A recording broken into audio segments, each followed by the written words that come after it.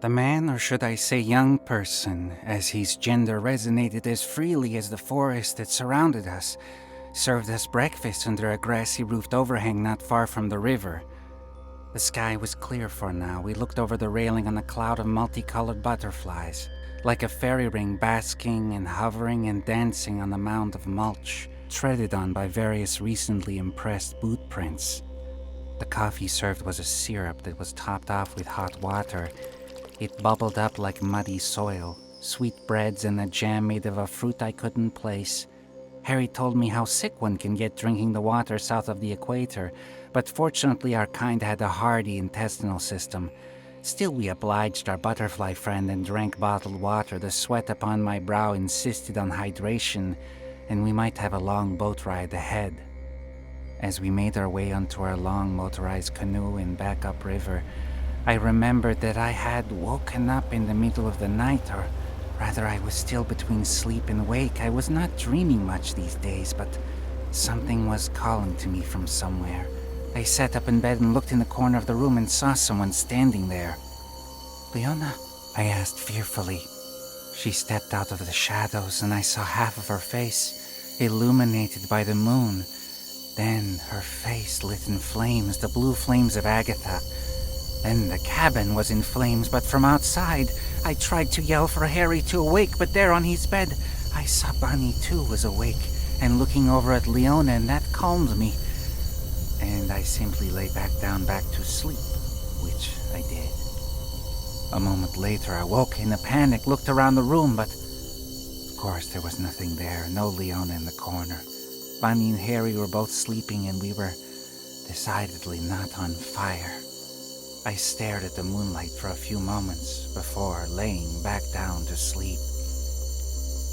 As we slid upon the river muddy gray-green, our little refueled motor sputtering wordly occasionally, I had a hard time taking in the sheer abundance of the forest still, its overwhelming sights and sounds, unlike Bunny, who was fascinated. Harry wore some sunglasses he had picked up, so I just hoped he wasn't sleeping on the job.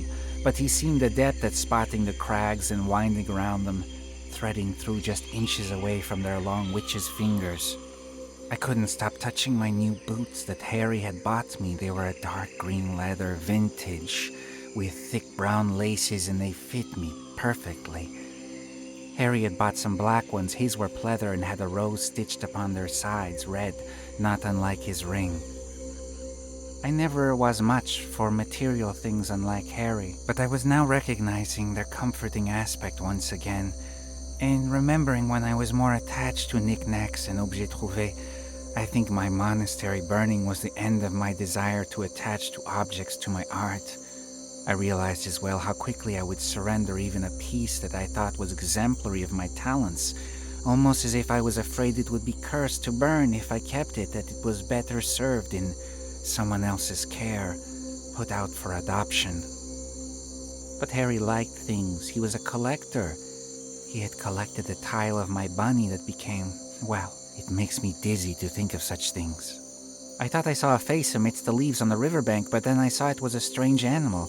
Bunny perked her ears as she saw it. A tapir? But I don't know. That must not be it. I was going to point it out to Harry, but it was gone a second after, almost like we had imagined it.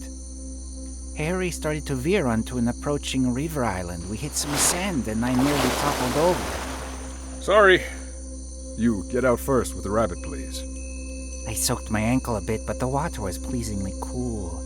Harry leapt out in a show-offy manner and dragged the boat hull onto the islet. Why here, Harry? Not much shade. Yes, sorry. I thought I saw something over here. Figured we could break for just a moment. Harry collected something from the water. It was a blank page, like from an old journal. Yes, what is it? Perhaps a sign that we're not far from Leona. Perhaps not. Maybe I was hoping for a treasure map. Pretty sturdy paper. What kind would you say that is? I don't know, Harry. It's just paper. Size of Leona's journals, wouldn't you say? Yes, I don't remember, but perhaps. The memory of my dream came to me and made me suddenly fearful. What was making me scared? I scanned the jungle, but it was nothing, just the jungle. It was neither menacing nor friendly. It was just an overwhelming presence, like acclimating to a new gravitational field. What is it? Oh, nothing. Maybe could have slept better is all. Bunny too was on her hind legs scanning the surrounding jungle. Her ears calibrated and twitched, but she didn't look too concerned, more exhilarated.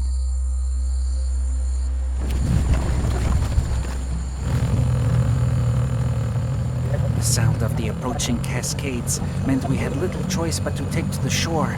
Harry had the motor in reverse and it concernedly kept shutting off and zipping us closer to the drop. We had a bit of extra gas, but Harry navigated us to the shore. When he got it working again, I was in a full sweat.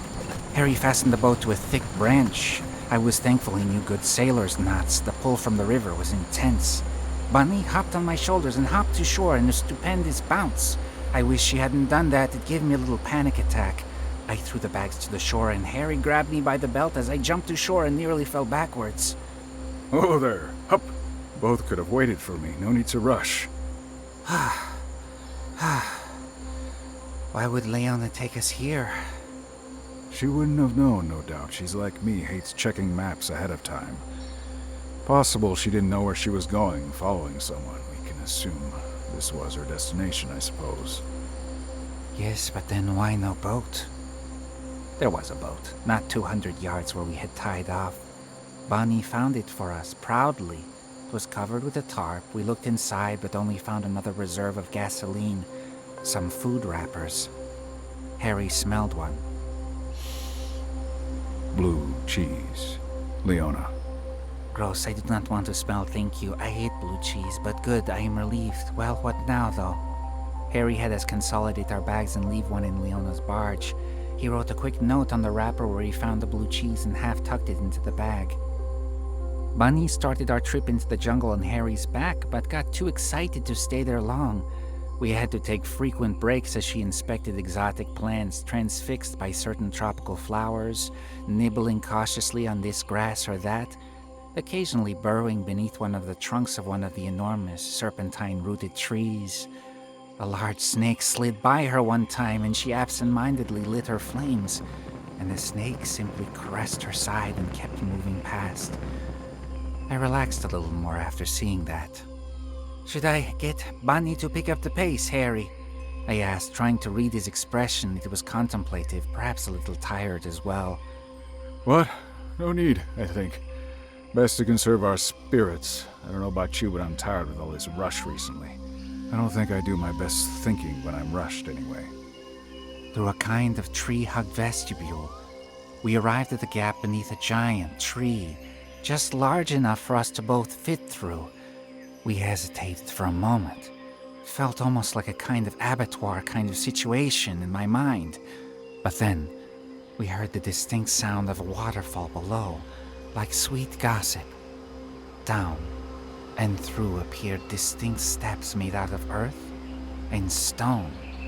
And above, the jungle climbed, forming a kind of architectural shape, as if it had been suggested, a rounded shape, almost like a kind of orchestral opera, with balconies formed by thick knotted vines.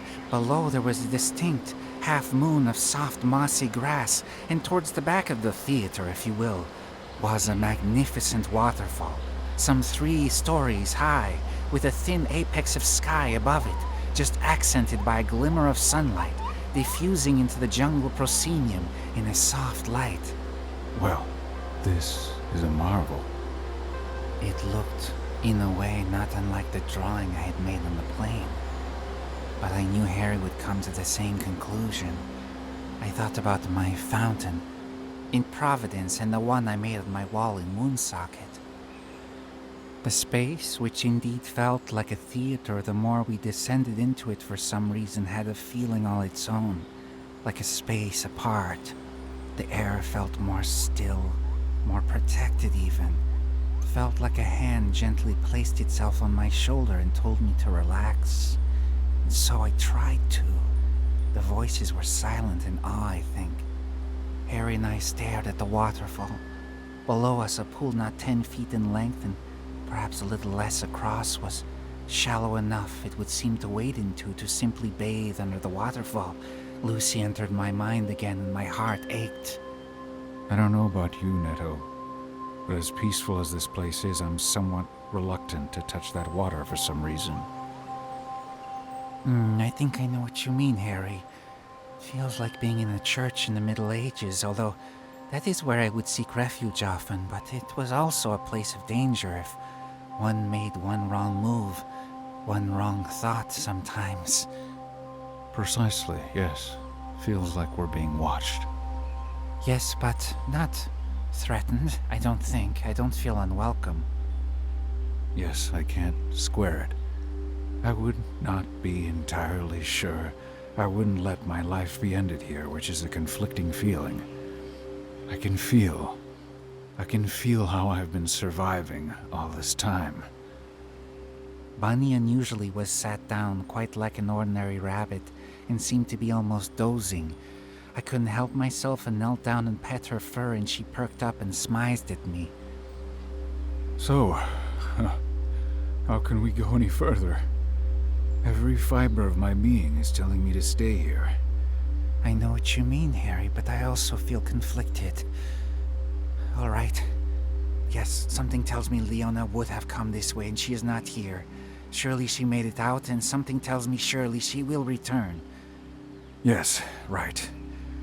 Oh, I'm glad you're here with me, Netto. Alone, I think I would have surrendered to my most fearful self, perhaps. There it is. I